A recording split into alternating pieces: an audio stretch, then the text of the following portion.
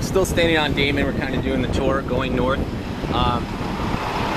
Here's another example of some successful new development on the street. It's high-end condos. This is an existing building, probably about 3 or 4 years old. Duplex down on the bottom, simplex in the middle, duplex up on the top. Duplex down caught around 550 originally. I would imagine that the duplex up confused this one with the other price too, but I think they were both over 600. And next door you have kind of a similar type of building, even a little more modern though. If you could tell, they're doing a more clean line look. It's kind of hidden behind the trees. They'll probably cut that back a little bit, but that's getting pretty close to marketing. Now, one thing I'm not seeing, Eric, is I'm walking around the street on the smaller buildings. I'm not seeing a lot of for sale signs. Yeah, in fact, some of these I'm not sure why they're not more, I guess, aggressively marketed right now. I don't mean it from that standpoint. I mean on resales. It doesn't.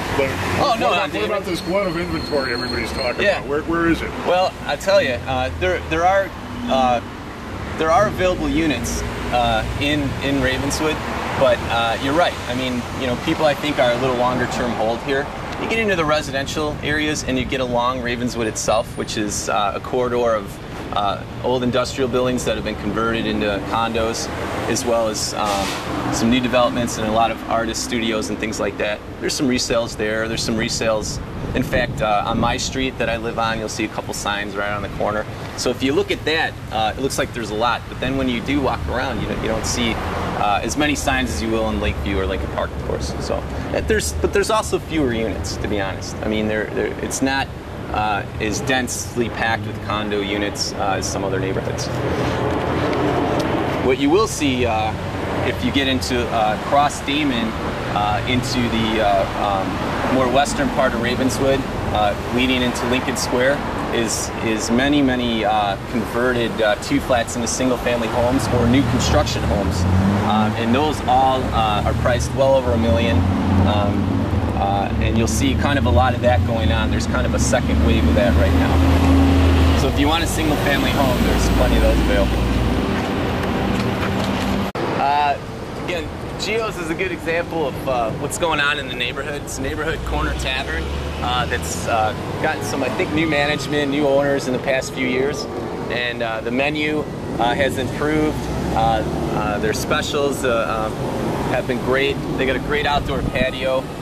It's a regular hangout of my condo association. You can catch just about anybody in our building over here on any night.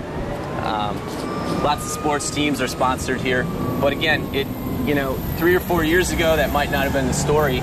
But now you see prices raised here, better food, kind of a very mixed crowd of kids, families together, sports teams, young singles, that kind of thing. So. Any old people? There's plenty of old people in Ravenswood. This is an older neighborhood. I mean, it's one of the more established neighborhoods in Chicago. Little history. Brownline came in about 1902-ish. This area was considered kind of a respite from people who didn't want to live downtown. Let's get out of the noise a little. As I look at this scene, I'm visualizing the hot topic in Roscoe Village. Yeah.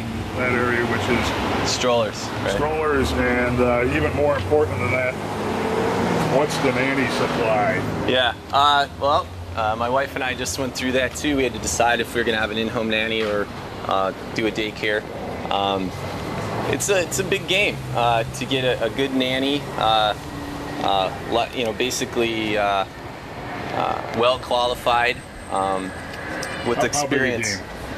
Big game, or just a big game? Well, it depends. The thing is to get a well qualified nanny with references that's a full-time, basically, employee of you. It's going to be $15+ an hour, and it also depends if they might do some housework, and that sort of thing, or just really focus on the child. The bigger question people have is how hard are they to find, and how hard are they to keep? Well, I think you can find them, but finding somebody with the schedule that matches yours is the toughest thing. I think there's people available, but schedules do change. A personal friend of mine stayed with the family for 3 years, so that does happen. But yeah, I know other friends who go through babysitters almost every couple months.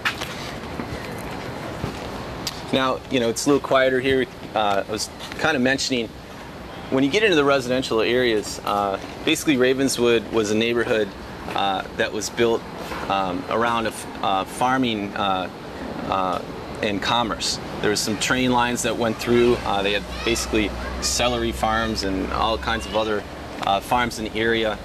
And then, of course, after the Chicago fire, in the city proper, you can only build with brick and more expensive materials. So people wanted to come out here, build their houses with wood and timber, and they built larger lots. So it was kind of a quieter area for people to get away from the city.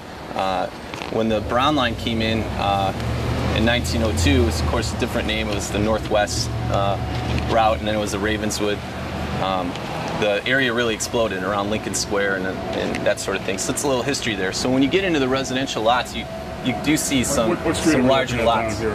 Right here we're on Ainsley. Okay. Yeah. And we're looking east on Ainsley.